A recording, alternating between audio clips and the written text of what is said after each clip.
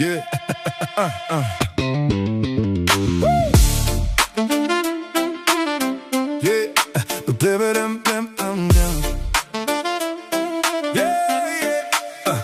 Mă uit în oglindă și văd un străin. Zilele trec și eu tot mă întreb de ce stau pe loc și nu fac ce-mi place. Viața e scurtă și greu se mai întoarce. Am alergat după bani și avere, uitând să mă bucur de o mică plăcere.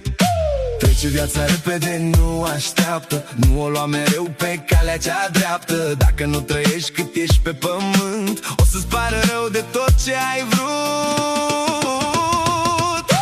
Trece viața repede, dacă nu trăiești, o să-ți pară rău de tot ce n-ai iubit. Vreme bună, vreme rea, toate o să vină, dar o să vină și a mea, clipa mea divină. Să beau, să cânt, să iubesc cu foc, până nu mă pune timpul pe loc.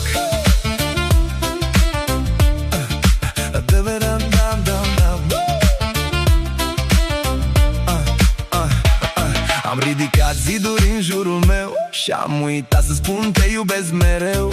Am pus sufletul la adăpost, dar viața fără trăiri n-are rost. Nu mai stau pe gânduri, plec la drum, vreau să simt prezentul, vreau să simt acum. Trece viața repede, nu așteaptă, nu o lua mereu pe calea cea dreaptă. Dacă nu trăiești cât ești pe pământ, o să-ți pară rău de tot ce ai vrut. Trece viața repede, dacă nu trăiești, o să-ți pară rău de tot ce n-ai iubit. Vreme bună, vreme rea, toate o să vină, dar o să vină și a mea, clipa mea divină. Să beau, să cânt, să iubesc cu foc, până nu mă pune timpul pe loc. Că-i nor, că-i soare, viața merge înainte. Adună clipe, nu doar minte. Regretul e greu și apasă pe suflet. Trăiește intens cât ai timp și suflu.